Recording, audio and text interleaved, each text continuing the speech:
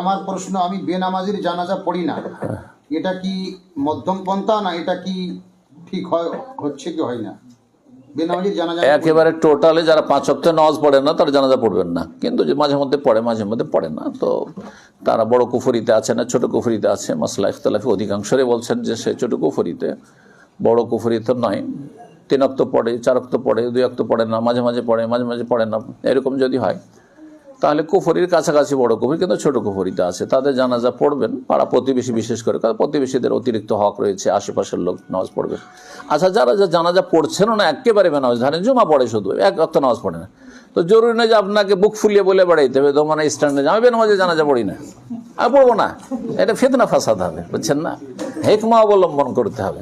আপনি পড়বেন না, চুপচাপ আপনি বাড়িতে বসে থাকেন, রাস্তায় অত ঘোরা, জানাজা সবাই পড়তে যাচ্ছে আর আপনি ঘুরে বেড়াচ্ছেন, চলেন জানাজা, বেনামাজি জানাজা পড়বো, এটা ফিতনা ফাসাদ সৃষ্টি করবেন না, এটা কখনো করবেন। আপনি ঘরে লুকিয়ে থাকেন, আর না হলে বাইরে কোথাও চলে যান নিজের কাজে।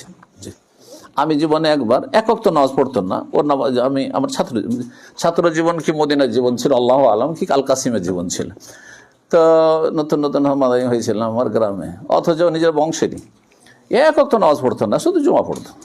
চিন্তা করলাম যে নামাজ পড়বো না। সেই দিন আমাকে সকাল 7টায় গেলেই চলতো আমার মাদ্রাসা, আমি ভোর 4টায় বেরিয়ে চলে গেলাম, ভোর 4টায় গ্রাম থেকে বেরিয়ে চলে, তারপরেও সমালোচনা হয়েছে, সমালোচনাকে সমালোচনা করেছে, এই যে চলে গেছে জানাজা পড়েনি, তো কথা হচ্ছে। অথচ আমি কাউকে প্রকাশ, আমার ফ্যামিলি ছাড়া আমার বাবাও মনে হয় জানতো না, চুপচাপ বেরিয়ে চলে গেছি।